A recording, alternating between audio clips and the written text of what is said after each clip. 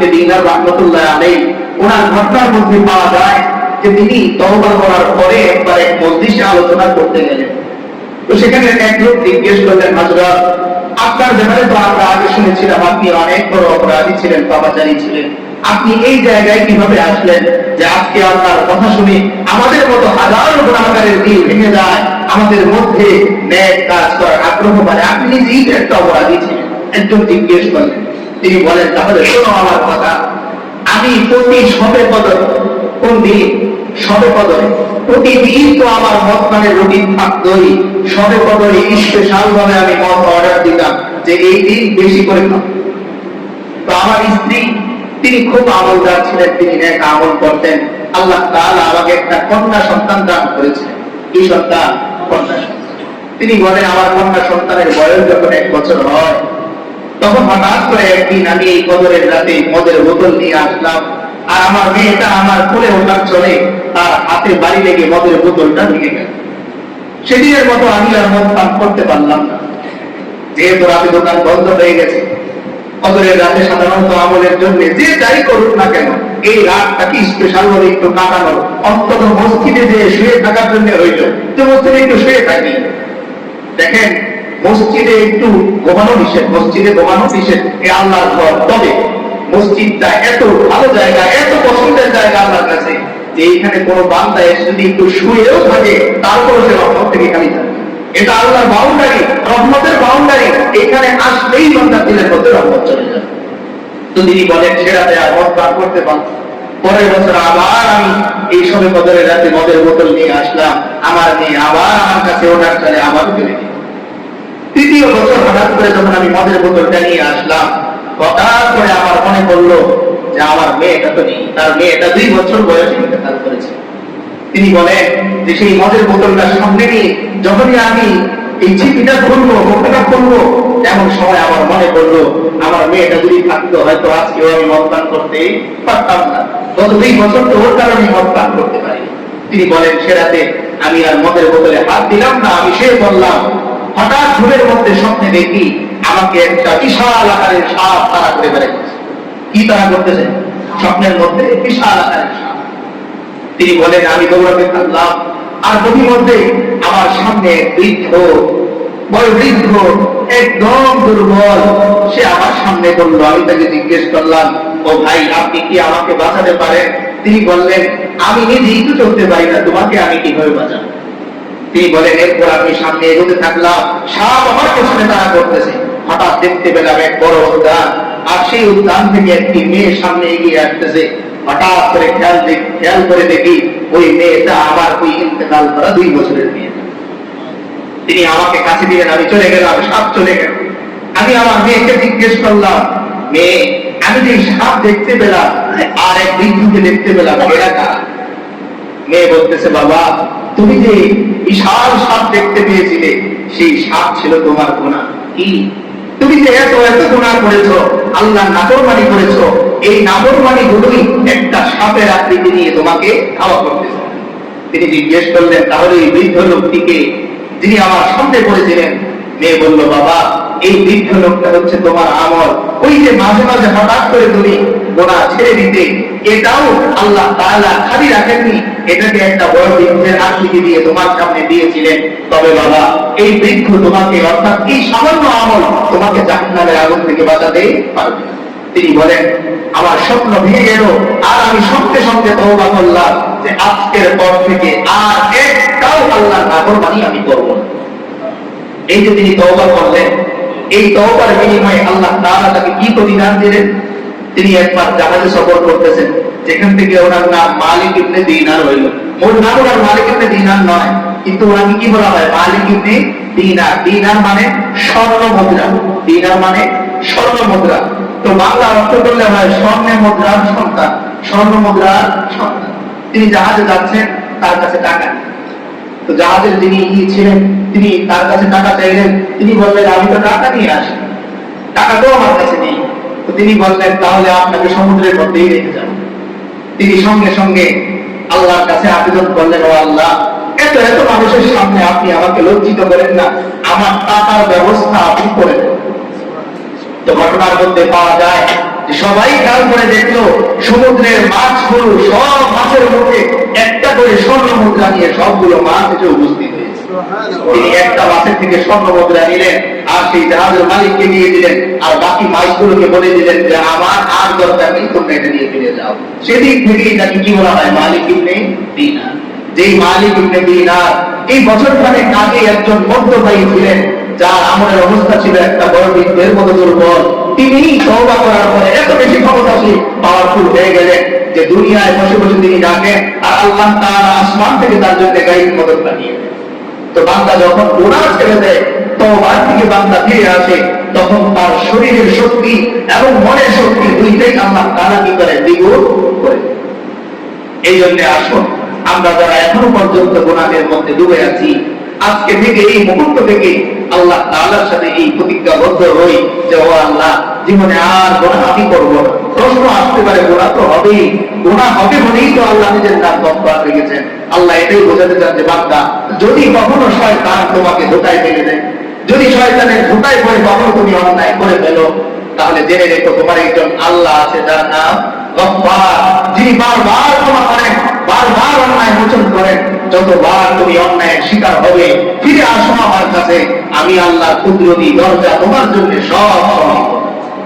এজন্য আল্লাহ তাআলা ঘুমান না, কারণ বান্দার কোন মুহূর্তে মনের মধ্যে আল্লাহর প্রতি ভালোবাসা তৈরি হয়ে যায়, কোন মুহূর্তে তার দিনের মধ্যে পরিবর্তন এসে যায়, এজন্য আল্লাহ তাআলা ঘুমানো না। আয়াতুল কুরসির মধ্যে আমরা যারা পারি পড়ি, আল্লাহু লা ইলাহা ইল্লা হুয়াল হাইয়ুল কাইয়্যুম। হাইয়ুন মানে চিরঞ্জীব, যার কোনো দিন মৃত্যু নেই। কাইয়্যুম তিনি চিরপ্রতিষ্ঠিত।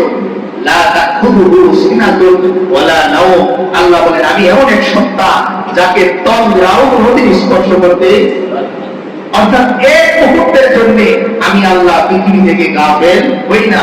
আমার কোন বান্দারা রাত্রে 3টা বাজে আমাকে আল্লাহ বলে ডাকবে, আমি আল্লাহ ওই ডাকটাও শুনতে পাই এবং তার ডাকে আমি সাড়া দিই। বান্দা যতবার আল্লাহ বলে ডাকবে, আল্লাহ তাআলা ততবার বান্দাকে ডাকে বলেন লাব্বাইকা ইয়া আবদি, ও আমার বান্দা মনে করিস না আমার কথা, ও আমার বান্দা শোন হয়েছে আমার কথা, আমি আল্লাহ শুনতেছি, বলো তোমার কথা। এজন্য আসুন নিজেদের গুনাহ থেকে আমরা তওবা করে আল্লাহর দিকে ফিরে আসি। দ্বিতীয় আজকের এই পয়েন্টটি আপনাদের সাথে আলোচনা করব। আমাদের এই মাস, কোন মাস চলতেছে? মুহররম মাস। আজকে কত তারিখ? মুহররমে 5 তারিখ, কি বার? শুক্রবার। আসলে আমরা জানি এই মুহররম মাসের 10 তারিখ, কত তারিখ? 10 তারিখ। সেই হিসেবে আজকে 5, শনি, রবি, সোম, মঙ্গল, বুধ, আগামী বুধবার দিন 10 মুহররম।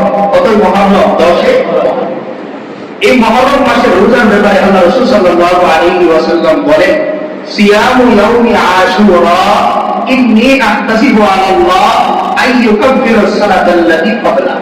আমি তোমার জিন্দেগীর সব গুনাহ মাফ করে দেব। শুধু তাই নয়, আল্লাহ বলেন আলা মিন মুস্তারজিদিন ফাআরযুকালা, ও বান্দা তোমার ঘরের মধ্যে চাল নেই, ডাল নেই, বাজার নেই, পৃথিবীর কোন মানুষ তোমাকে টাকা ধার দিচ্ছে না বাজার করার জন্য, দোকানদার দাবি দিচ্ছে না, তুমি টাকা দিতে পারবে না, এর জন্য রিজিক তোমার নাই। আমি আল্লাহ দুনিয়ার আসমানে অপেক্ষা করি।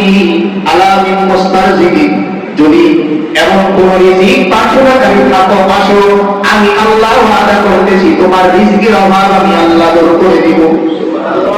অথচ আমি রিজিকের জন্য পেরেশান হই, এই দোকানে যাই, ওই দোকানে যাই, ও ভাই একটু বাকি দেয়া যাবে, আর আল্লাহ ওদিকে আমাকে ডাকেন আলামি মুস্তারজিদিন, ও বান্দা রিজিক দরকার, দোকানদারের কাছে যেও না, কারণ তুমি যে দোকানদারের কাছে যাও ওর রিজিক তো আমি আল্লাহই দিই।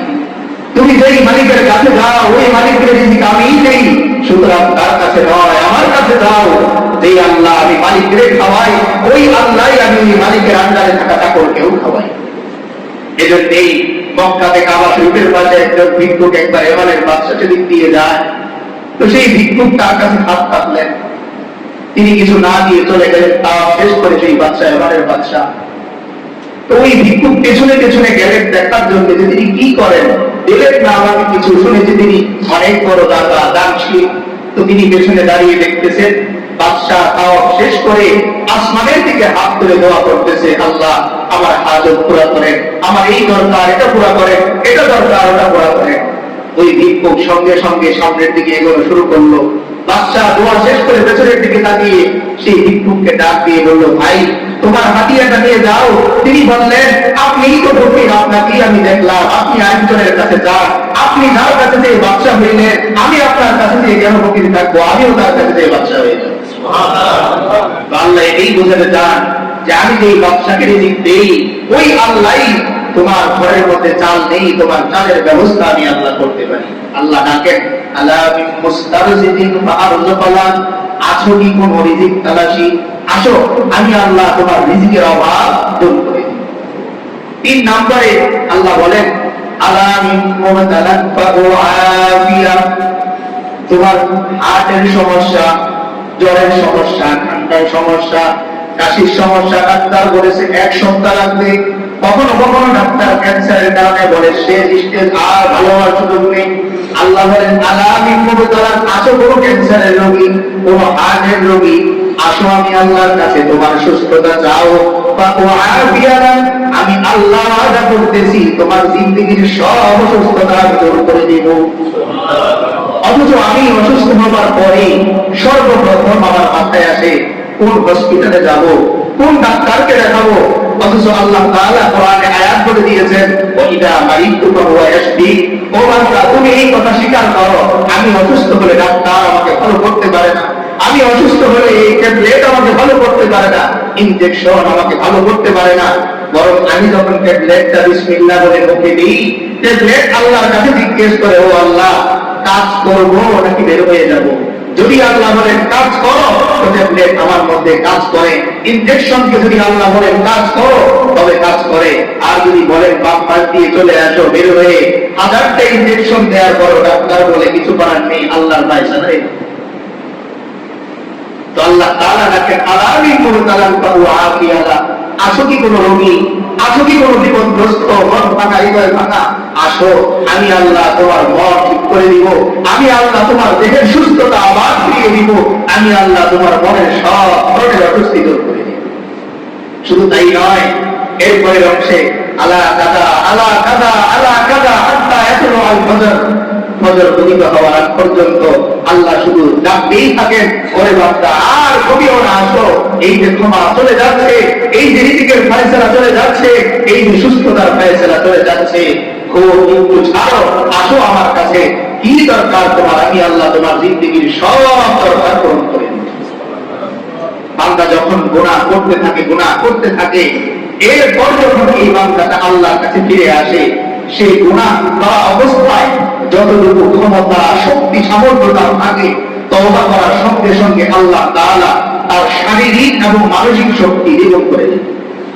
হযরত ওমর রাদিয়াল্লাহু তাআলা ইসলাম গ্রহণের আগে যতটা তিনি ভয়ানক ছিলেন, যতটা তিনি শক্তির সামর্থ্যের অধিকারী ছিলেন, ইসলাম গ্রহণের পরে আল্লাহ তাআলা তার এই শক্তি সামর্থ্য দ্বিগুণ করে দিয়েছেন।